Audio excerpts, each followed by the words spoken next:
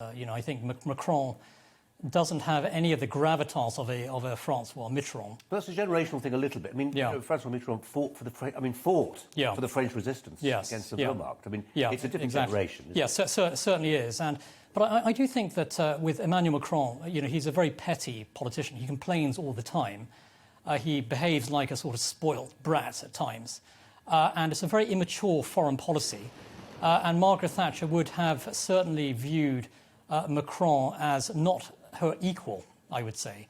And I have to say that Macron's behaviour over the fishing issue is the behaviour of a tin pot dictator, not the behaviour of a French president.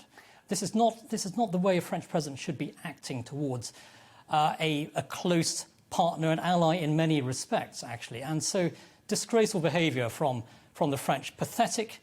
And I think that it's unbecoming the office of the French president. I don't know whether to be amused or offended by this stuff that he does, as well as silly sort of psychological games, turning his back on the host of a summit. I mean, it's all of a piece to one degree. But in terms of the substantive question of what happens next, when two nations really fall out, at the extreme end, they actually it comes to blows.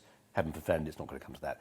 But on a technical dispute, and this is kind of a technical dispute, it is the remedy is normally in law in the international courts. And surely that's where the remedy is for this.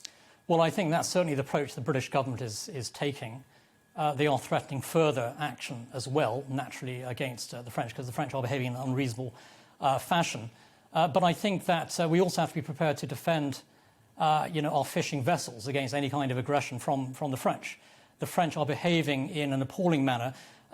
Basically, Macron is driven by a hatred of Brexit, a hatred of the democratic will of the British people. The British people voted to leave the European Union. He does not accept that. And we saw this extraordinary letter, didn't we, from his Prime Minister, Ursula von der Leyen? Yes, he's behaving in an extremely petty, vindictive fashion. He needs to accept the reality. The British people have voted to leave the European Union. They have thrown off the shackles of the EU. They've thrown off the shackles of the French as well, frankly, as well.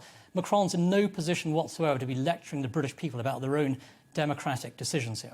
Well, we'll find out, Nile, in just a little under 3 hours what the French position is. And it's not just about fishing. I mean, there's a possibility they may redact, as the word they're using, some of the energy that goes from the French mainland across to the Channel Islands. So we'll watch that with interest. Nile, thanks so much for coming in. It's my pleasure. Thanks very much, Colin.